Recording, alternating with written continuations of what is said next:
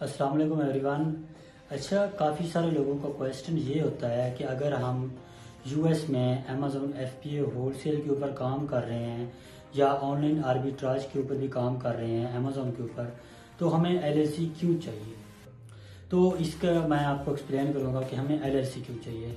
हमें LLC basically इसलिए चाहिए, अगर हम ने होलसेल करनी है तो हमें ब्रांड्स की अप्रूवल चाहिए, होलसेलर्स के अप्रूवल चाहिए, डिस्ट्रीब्यूटर्स के अप्रूवल चाहिए। ठीक है, तो जब तक हमारे पास उसी कंट्री की कंपनी नहीं होगी तो हमें ब्रांड या डिस्ट्रीब्यूटर रिस्पांस नहीं देंगे।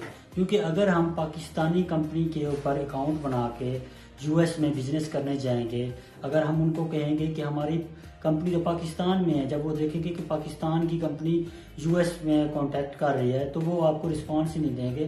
क्योंकि वो इस तरह से एक लंबा प्रोसेस हो जाता है, शिपिंग कॉस्ट वगैरह। वो तो कहेगा कि बिजनेस ही पाकिस्तान में हो रहा है। तो इसलिए हमें यूएस की ही एलएलसी चाहिए उसमें। और दूसरा, ऑनलाइन आर्बिट्राज के लिए क्यों हमें प्रोफेशनल अकाउंट चाहिए, क्यों एलएलसी बेस्ड अकाउंट चाहिए। क्योंकि अगर हम पाकिस्तानी, जिस तरह से आजकल के सस्पेंशन चल रहे हैं, अगर हम पाकिस्तानी इंडिविजुअल अकाउंट के ऊपर हम करते हैं तो एक तो हमें जो सॉफ्ट अप्रूवल मिलते हैं अमेजोन देता है कुछ प्रोडक्ट्स के, ठीक है, वो हमें इजीली नहीं मिलेंगे इंडिविजुअल अकाउंट पे, जो कि हमें प्रोफेशनल अकाउंट पे इजीली मिल जाएंगे।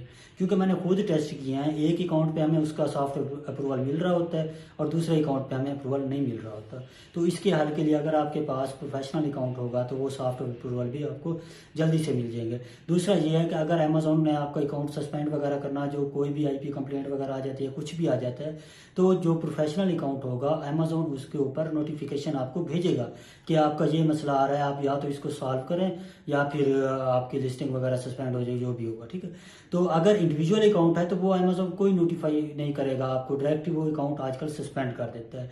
तो इसीलिए आपको एलएलसी जरूरी चाहिए। और यूके में भी इसी तरह का ही है, अगर होलसेल कर रहे हैं तो आपको एलएलसी चाहिए, एलटीडी चाहिए यूएस में, यूके में, और यूएस में आपको एलएलसी चाहिए। तो बाकी यही है, एलएलसी की आपको डिफरेंट स्टेट्स में डिफरेंट कॉस्ट पड़ती है। और इसका जो टोटल टाइम पीरियड होता है वो 30 से 50 दिन ले जाता है। ठीक है, इसकी रजिस्ट्रेशन प्रोसेस।